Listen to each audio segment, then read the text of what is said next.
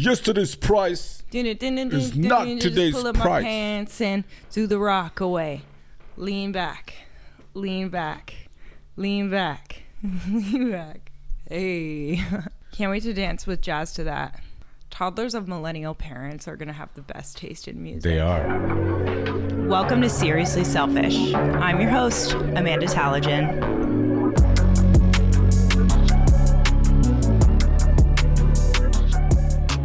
Welcome back to Seriously Selfish. Here we are, another episode together. All right. So I have a question for you. Wait. Who am I? Like, you're not going to... No, I'm not introducing you every time. What do you think this is? I don't know. What do you think this is? I kind of like That's it. This is why I've said it so many times about Dimitri. You can't give a French guy specific special treatment because then they're like a cat, you know? Like you give a cat cream once, then they expect cream every day. And you are the exact same. Like I have to really be specific with the amount of like... Love that you give me? I love you every day and I love you very strongly. I was thinking of the word and I couldn't find it. The point is like self-care, right? When you're like, can you do a sheet mask on me? And sometimes I say yes and sometimes I say no. Because if I say yes every time, then every night you're going to ask me for a sheet mask. Oh my God. It's the truth, Dimitri. You get too into it, you That's know? more. It is. Before you ask your question. A French prince. Yeah, before I ask the question. You have a question for me? No, I just wanted to pop my LaCroix. Okay, LaCroix. You really are going to lean into that, aren't you? It's LaCroix. If anybody ever wanted to know, it's LaCroix, okay? It is LaCroix, but LaCroix. we're in America. So we say LaCroix. LaCroix. All right, so my question for you is, there is this idea in motherhood of a good mom. And I'm going to describe to you, I'm putting air quotes, okay? Okay. Because I detest this mentality. The idea of a good mom is the good mom, for example, when you need to bring a snack to school, the good mom bakes the goods at home. She doesn't buy the cupcakes. She bakes the cupcakes. The good mom wouldn't miss a school drop-off or pickup. The good mom would go on every field trip. The good mom. It's this really stereotypical idea of you show up for everything with bells on, you do the freaking most, and you love it. Now, this can be true for some people. I'm not going to like generalize.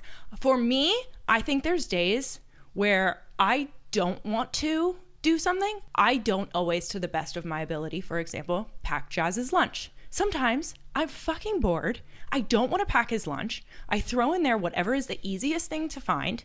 I'm not trying my best. I'm doing what's easier for me, and I don't care.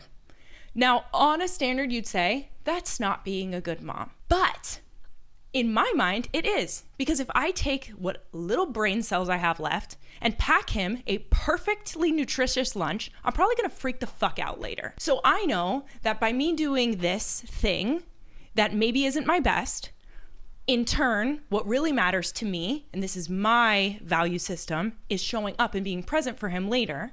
And I'd rather save that one last brain cell at 6 p.m. to show up for him later. But overall, you wouldn't say that's what a good mom would do. To me, a good mom is the mom who is knowing how to prioritize herself, knowing what she needs to do to show up in the ways that are going to make the most sense to have the best overall day.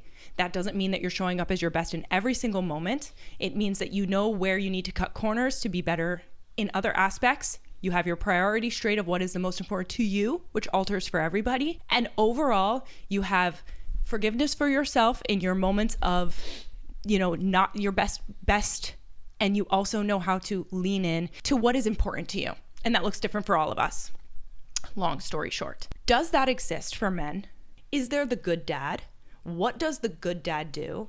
And are there ever moments where you're like, well, if I was a good dad, I'd XYZ? Oh, wow. First of all, I hate all these cliches. Same. Of course, there's a definition of a good dad. I was not brought up like in that system or with those, belief system. I was never told what a good dad should be. I just got so nervous that my fly was down. I'm so sorry. That happens to me on a daily basis. I picked Jazz up at daycare the other day. My fly was down. And fun fact about me, I never wear underwear. ever, ever, ever. It was very, very embarrassing. I'm so sorry. I just checked and I'm like, we'd have to cut it all. What the fuck? What the helly? Anyway, you weren't brought up that way. I'm so sorry. That was getting deep. I lost my train. That was getting deep. You weren't brought up that way. You detest these kind of stereotypes. Yeah, I really do. I think watching movies, American movies in particular, I'm not saying it doesn't exist elsewhere, but like it's what kind of define what a good dad is. And I guess a good dad is someone that is always at work, but yet attends all the soccer game and like helps his kid train and makes all the money and provides for the family and like maybe goes to church on Sunday or synagogue on Friday, whatever. I guess that's what the cliches of a good dad are. I don't really know if that's a thing. Actually so interesting that you say that, because it's kind of, it really puts in that perspective, because the idea of the good mom is unrealistic. Do you know what I mean? It doesn't exist. There, you know, it doesn't. And the same thing, you're saying this man, this good dad, would essentially go to work and love his job and be like, see you later, honey, and like leave out the door, and then he'd be there at 5 p.m. sharp to pick up his kid and throw a ball in the backyard and like blah blah blah blah blah and whatever. And he also knows how to do family time and all these things, and it's not realistic that you're able to give all of yourself every day in that same capacity. In the very same, you know, idea that you have about a mom, it's like you have all these stereotypes and like what it should be, but then we're not really thinking about what happened behind the scenes. Right. Like a good dad that's always at work and that's, you know, working towards promotions and things like that is going to miss holidays, and which we've seen in other movies too, like Family Man, I think, with Nicolas Cage. But anyways, I think that's the name of the movie. I can't remember. What the hell? What?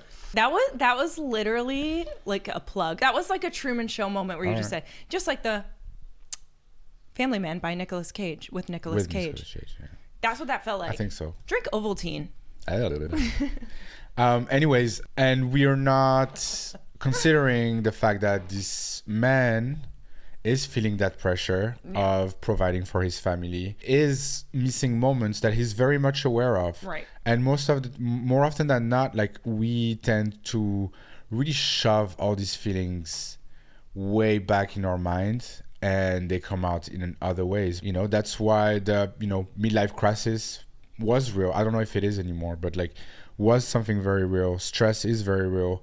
And that person is not in touch with his family or his, you know, it's a very hard balance to manage. I think, not to play devil's advocate, I think it's a great framework for, you know, what a good dad should be, because if you look at it from a bird's eye view, it's a man that's like able to provide for his family and make sure everybody's comfortable. Does that mean he has to be the only provider? No. But, you know, it's a man that's also able to be present for his, you know, kids' achievements and sports activities or whatever. But like, I think it's a great framework. I don't know that it's super realistic, and I think it can be achieved in a more like kind of lax way. Does that make sense? I hear what you're saying, yes, but I disagree 1,000,000,000% with everything you just said. Okay. Like, completely disagree. I don't think it's a good framework. I think it's toxic. I think the idea of a good mom, a good dad is toxic. And my question to you is, like, these frameworks do exist because they're stereotypes, and do you ever feel the pressure from that? And so I guess I would say that that you do feel the pressure from that if you do think it's a good framework. What if the dad wants to stay home? I'm sorry. I think you're misunderstanding what I'm saying. Clearly you are. I am not saying that... I'm not saying that this is what it's a good base. I don't think it is. But no, you're wrong, because at the end of the day, yeah. Okay, it's gonna get fucking spicy. What? Wait. Pause. Dude. Pause.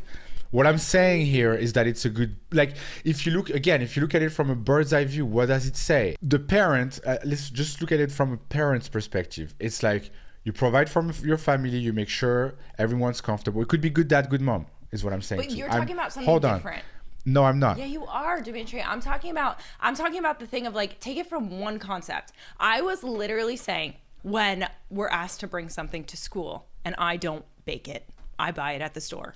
The good mom, the stereotype of the good mom, and like that little voice in the back of my head is like, you should really bake this. It should be homemade, which is so stupid and isn't real and doesn't come from anything real. It comes from this weird delusional thinking of like, you've got to just like pour all of these things into it that are not always possible. So, yeah, I get that. That's not. I agree with you 100%. I just don't think you understand what I'm trying to say. I think those ideas, good mom, good dad, are, I guess, romanticized in a way. But what I'm seeing is just work hard, be there for your family, be involved in your kid's life, and put intentions behind things that you're doing, such as like baking the thing. That's all. If we go like in detail about it, yeah, it's fucked up. I don't think you should bake. I don't think a man should have this huge pressure of being the sole provider for his family. I agree with you 100%. Unless you want to. I'm just saying. But you shouldn't feel guilty if that's not what you want to do. So yes. As a dad, it's that little voice in the back of your head that's like, try harder, do better. And so do you ever have those moments for you like this? Like, you know, a good dad would X, but you don't want to. You don't want to do that. You don't want to live it. You like, you as the individual person, you're like, that's actually not something that I'm interested in doing right now. Every time you get on the floor and play with him, or like every time, like you want to do it every single time, or is there a guilt within you that's like, I should show up in this way? I have a guilt about like as a man, not as a dad though. Like it's more of as a man, I do feel a guilt to do certain things. What kind of things? Provide is one. Like you feel a pressure, like it's supposed to look a certain way? Yeah, I feel a pressure to satisfy you. I feel a pressure to make sure you don't miss anything, like that you have everything you need. But I also feel a pressure to be very present to my kid and also be very present to you and very supportive. And but yes, I do feel don't always like merge together. They don't. It's just impossible. If I mean, I don't know, maybe some people do, but like for someone like me who never studied and like, you know, I don't come from a prestigious background, I feel like at this point in my life it's impossible for me to focus on my career and like, you know, just go crazy and always be at work and then be supportive to you or my child. Like I think we've proven that. I've had 2-3 jobs at one point where I was not in touch with my feelings or yours. Mm-hmm. And I was not present. Mm-hmm. I may be there. I may go to the soccer game if it was later in life, but I'm maybe on my phone for you know what I mean? So for me, it's man's guilt of a man. I see. It's, I guess you could say dad too, but like, it's looking at your child, especially if it's a son, because I'm going to talk for myself. It's like, you have the guilt when you do something that you know is either wrong or not up to the standard of a man, and that you look at your son and you be like, I don't want you to take example from me or from that action that I like a day you're very stressed out or something like that. Yeah, or like I feel the pressure to always be a good man and a man that my son can respect and aspire to be like. Mm-hmm. That's the pressure. That's the guilt that I have if one morning I overslept or I have not gone work out or I'm not strong enough or emotionally or physically. Like that's the pressure, that's the guilt, you know?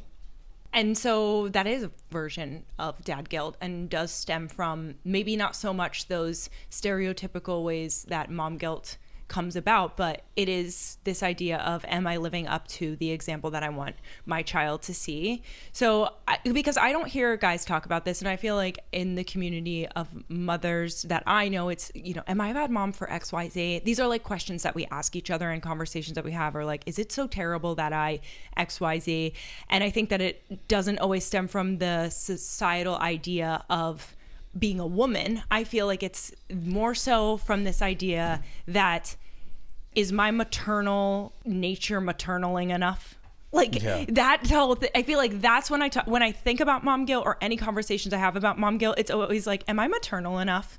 That's kind of where it comes from. So for you, you're saying you do experience, let's call it dad guilt, because it kind of, these things kicked in when you had your son. But the reality is that it doesn't necessarily come from that place of like, am I paternal enough? It's more so, am I showing up in the world as a stand-up man that I would want to be a good example for my son, that is valuable enough for him to emulate. So essentially it is similar. And do you ever talk to your guy friends about this? Like, are there ever any of those conversations about the examples that you're setting for your children, etc.?